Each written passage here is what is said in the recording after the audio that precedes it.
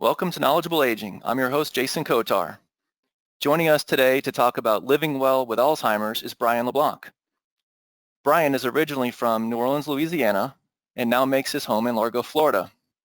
It was in Pensacola, Florida, where he found his niche in the professional world as a marketing and public relations executive.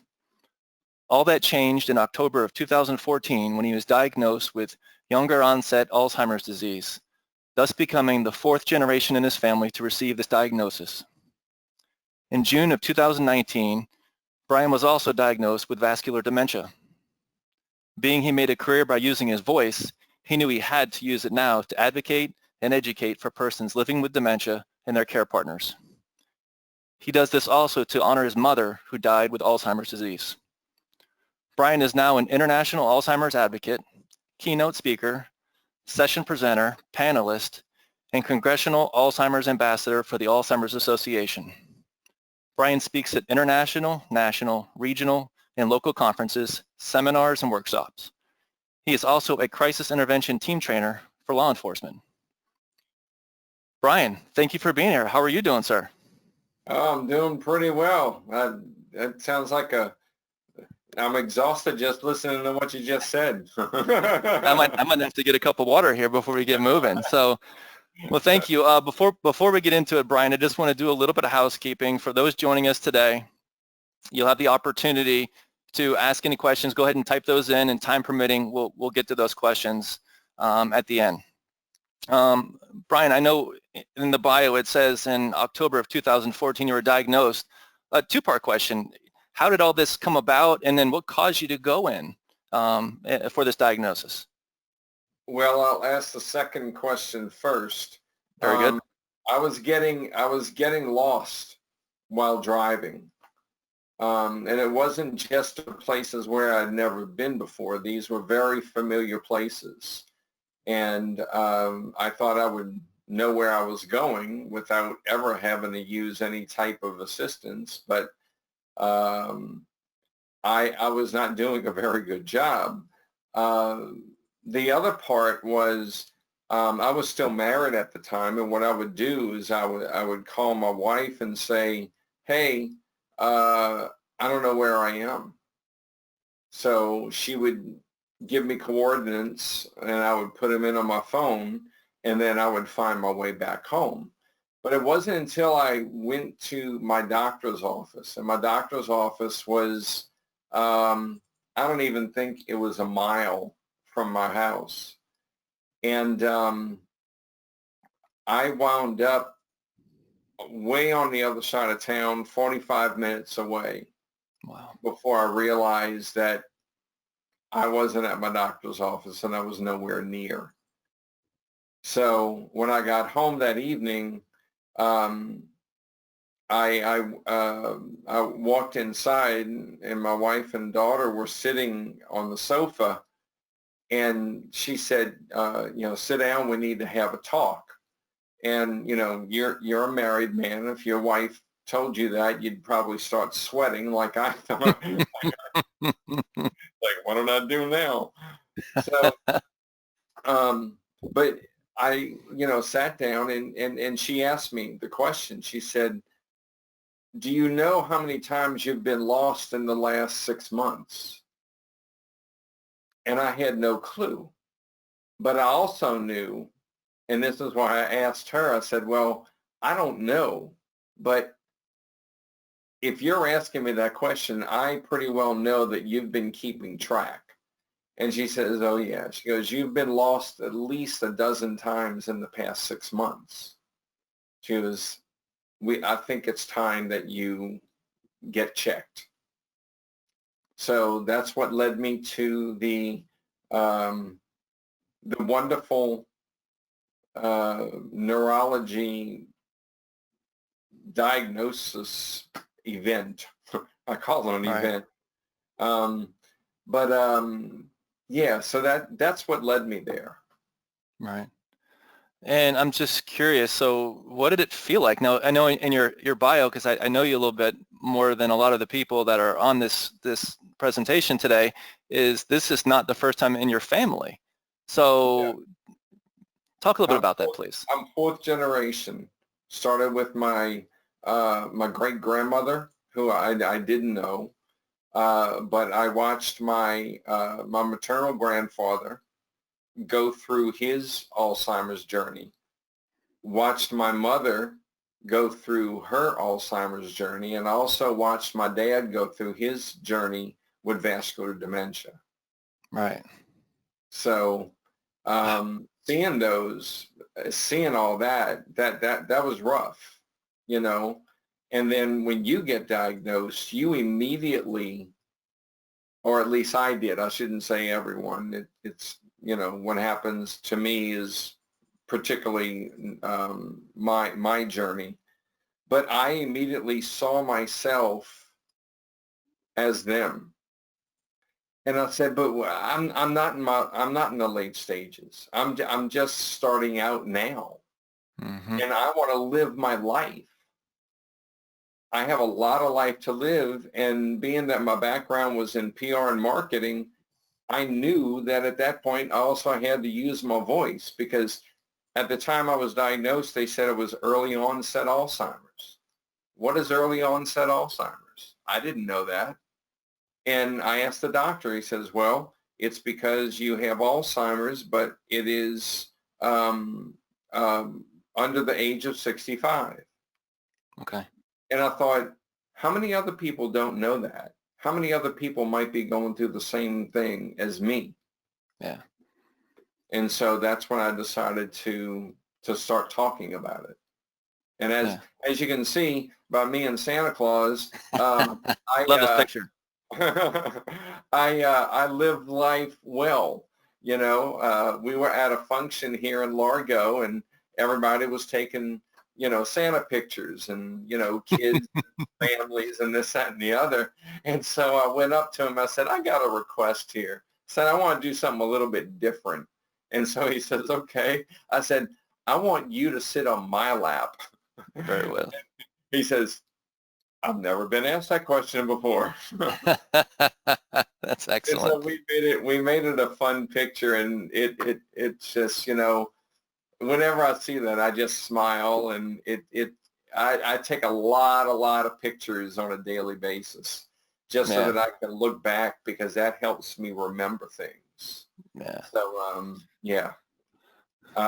This was a trip that we went to San Diego, where we spoke, or I spoke at what Leading Age conference. Yeah. And we had a little bit time to sightsee. So this was in La Jolla, where we visited the seals. And, you know, I can tell you, I look at that picture, and I can still smell the seals. And they're fun. They're fun to look at, but, you know, they kind of have their own scent. Yeah, I know what you're saying. This next picture is one I'm curious. This one here, is this something you've always been? I know when you talk about your voice. Yeah. I've been singing and playing guitar since I was about 10 years old. Wow. And I sang in church for over 40 years. I've sung with different groups and so forth. But I'm also a board member of a company called Thriving for Life, where we talk about the power of music and how it can help individuals. They might not be able to still remember things that are going on right now, but man, play them a song from the 70s or from the 60s or whatever decade they're from, they come to life. You can see them mouthing the words and so forth. So the home base for this company is in Nashville. So this picture that you're looking at is actually me.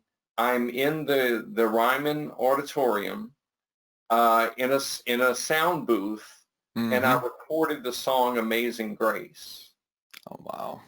Yeah. That must have been special for you. Oh, man. It was unbelievable. Unbelievable experience. You know, I'm sitting there and thinking, how many other people stood here Mm-hmm. and did what I'm doing. And, you know, it was an experience that I will never, ever forget. And I have a CD. Don't I have a CD of it? Yeah. I have a CD of it somewhere. I'm not really sure where, but of that recording. So that's that was a very big life enhancing moment that I hope I'll never forget. Yeah. Well, this next one really brings me to your advocacy, because when I look at this is what I think about. So, you know, you talked about your diagnosis and using your voice and advocating for individuals. So talk to me about how this came about.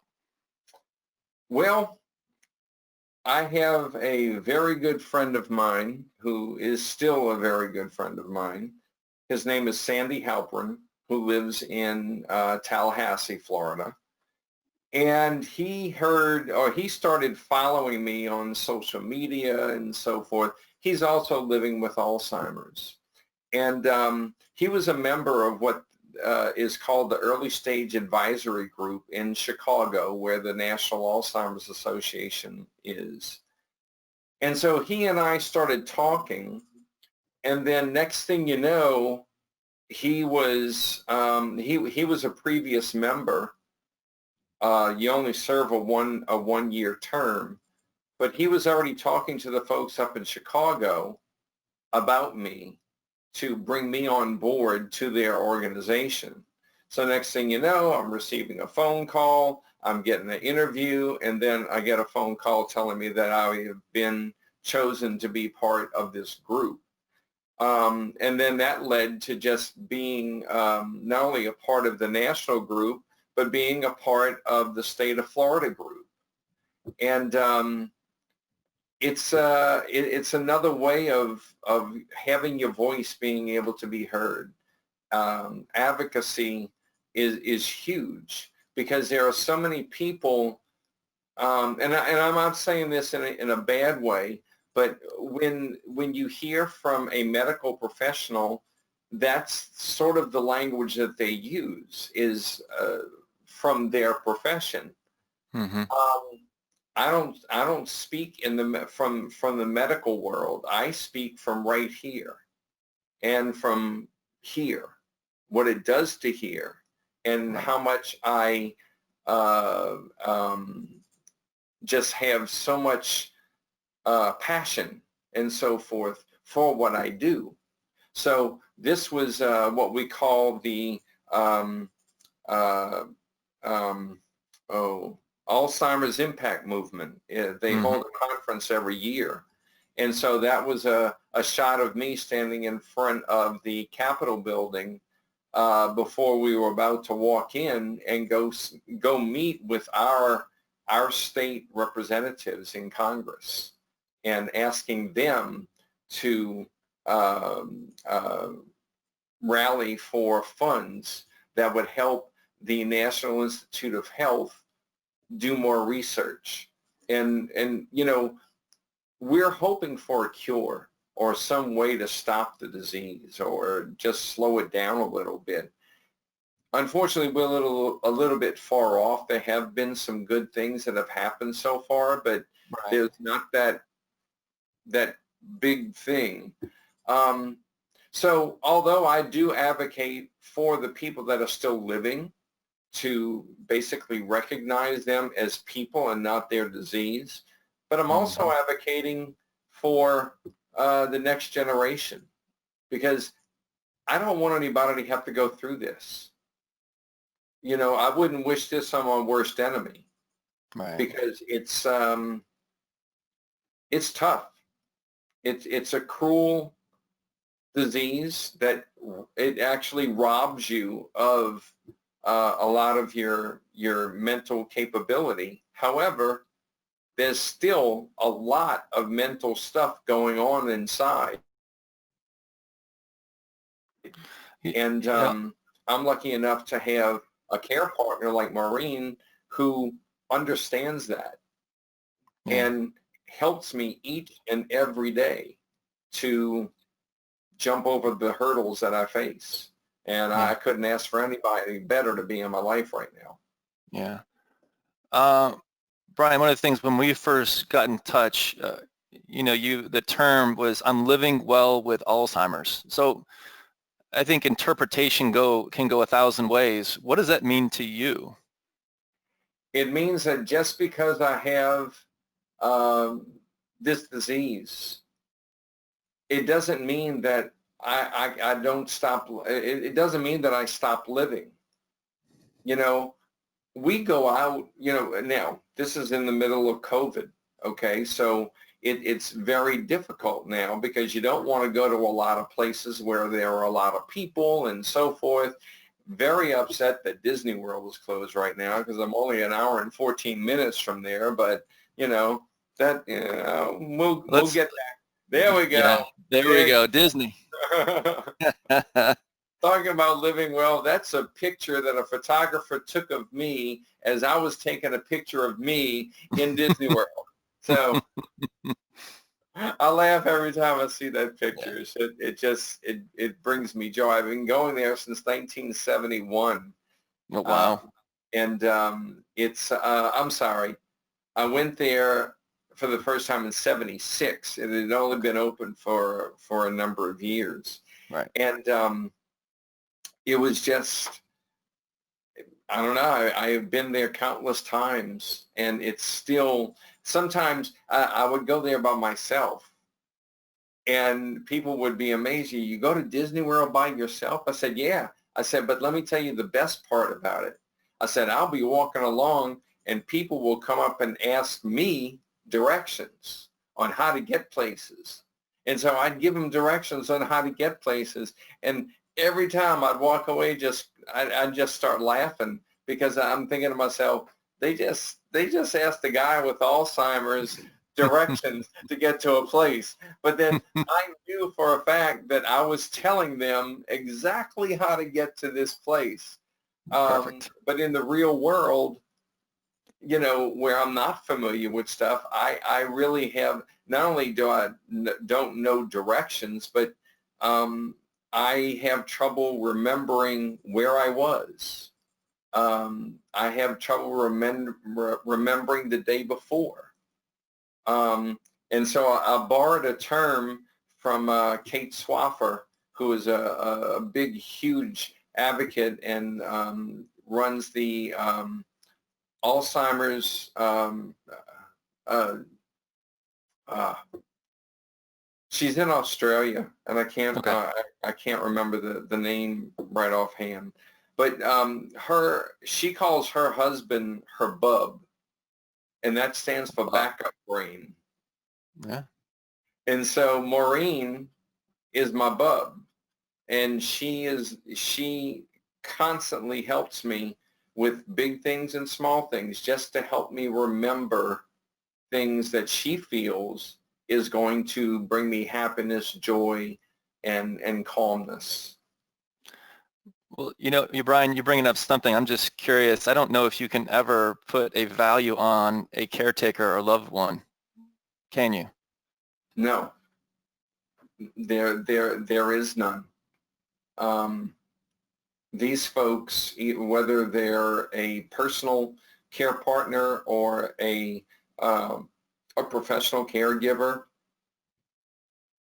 they do so much, and the person that they're caring for may not be able to thank them. They may not, maybe the person really wants to, but they can't get the words out. Maybe they'll do it through an expression that they try to get to let them know. I thank Maureen countless times in a day. But what I also do is I take an opportunity like this, that if there are care partners tuning in right now, if there are professional caregivers listening and watching right now, I want to thank you on behalf of the people that you're taking care of. So don't ever, ever, ever think that what you do on a daily basis goes unnoticed. It doesn't. I know I don't know exactly what you deal with. I know what I put through Maureen sometimes during the course of a day. And there are days where I am not a very nice person. I get my Alzheimer's anger and I lash out.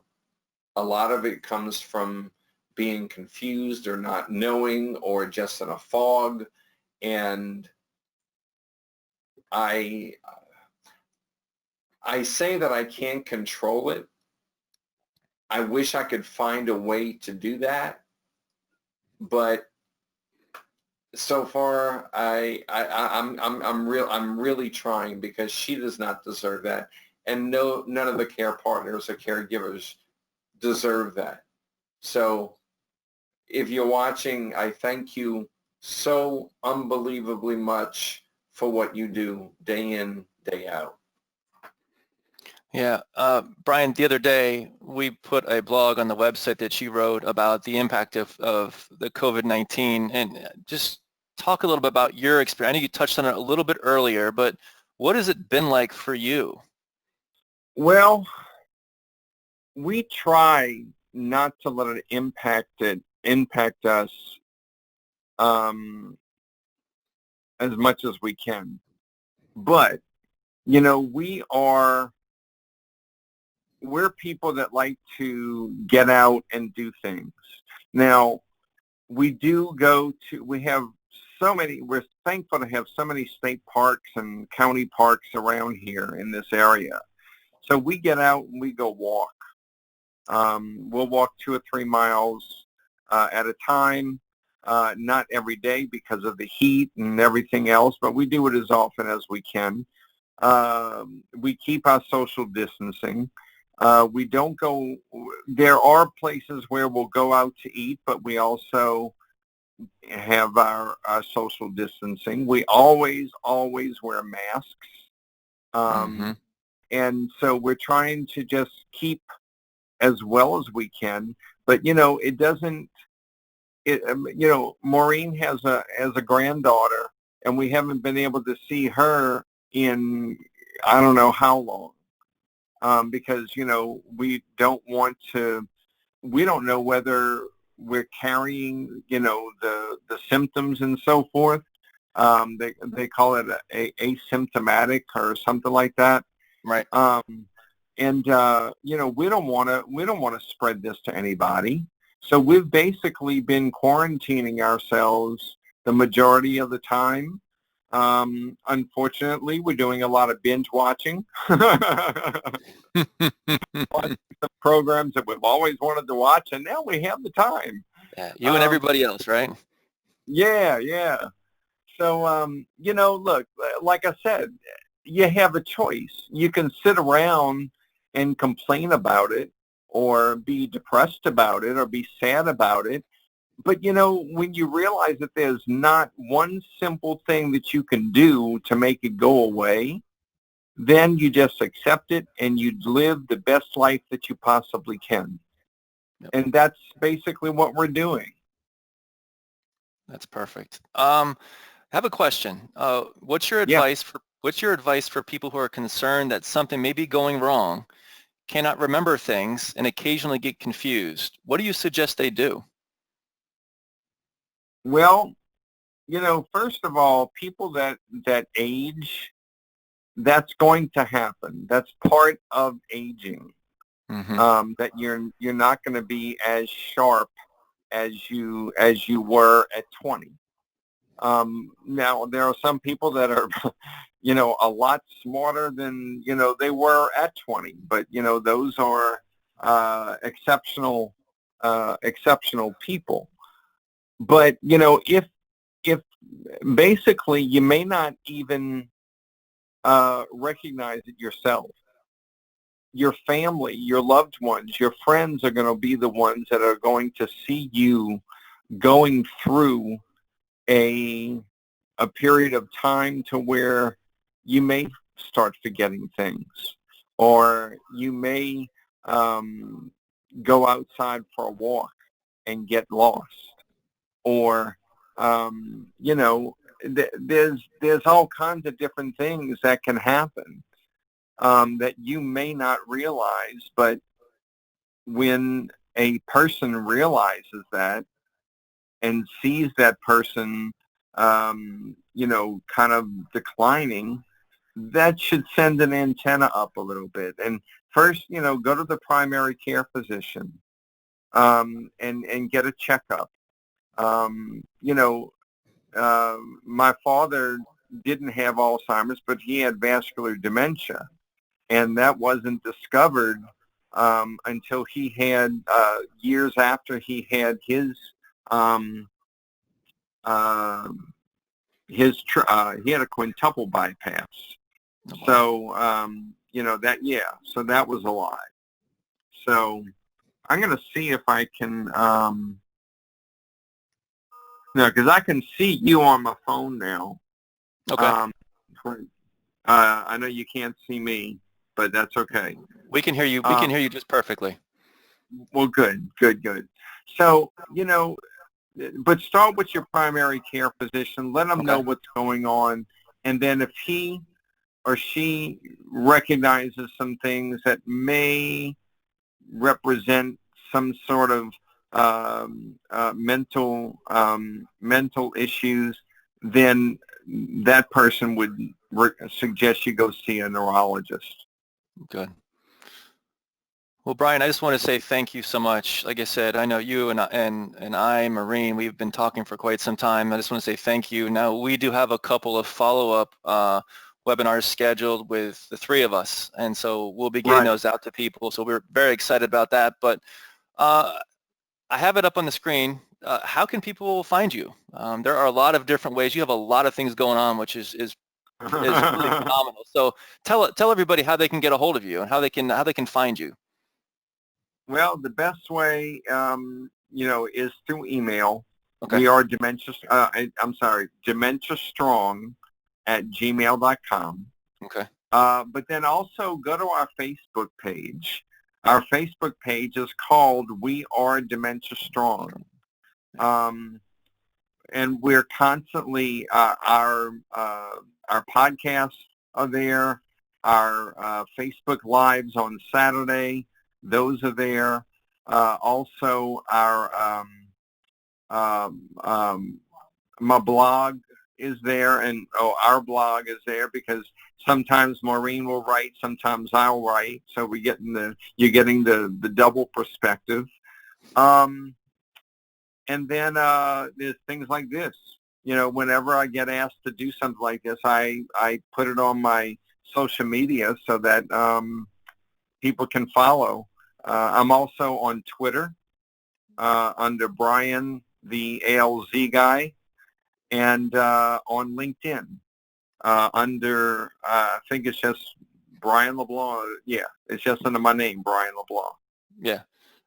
Also, tell everybody you just launched your podcast too. Yes. That's exciting. I've always wanted to do one. Didn't really know how to go about it, but I just kind of started it, and it's still in its infancy. But already, we're on. It's on Anchor. That's the home base of where the podcast is. But it's also available on Spotify, Google Podcasts, Basket, not Basket. Breaker. I don't know. It's on the slide. Yes, sir. It's all over that. So, and real quick, Yeah. you said your most recent Facebook Live that you do on Saturday, you had almost 10,000 people. Yeah. A couple of weeks ago, we went out, and I had asked Maureen. We've done some videos and so forth, and I said, everybody hears me talking about my fog and so forth. I would really like you to video me while I am in a fog. And so every Saturday we've been doing these videos, and this one Saturday when I got up, I could not really talk a whole bunch. I was having trouble just being. But she kept asking me. She says, "Are you sure? Are you sure you want to do this?" And I would just shake my head. And then we got out there and we did this. I don't even know how long. It was like 20 minutes long. And then all of a sudden we just saw how many people actually viewed it. And right now we have 9,900 views of that particular Facebook Live. So we continue those every Saturday. Our blog is released on Wednesdays, and the podcast is on Thursday. Very good. Well, Brian, I just want to say once again, thank you for your time. You are a wealth of information, and I am going to continue to look forward to collaborating with you and getting the message out there. Till next time, I am your host, Jason Kotar with Knowledgeable Aging.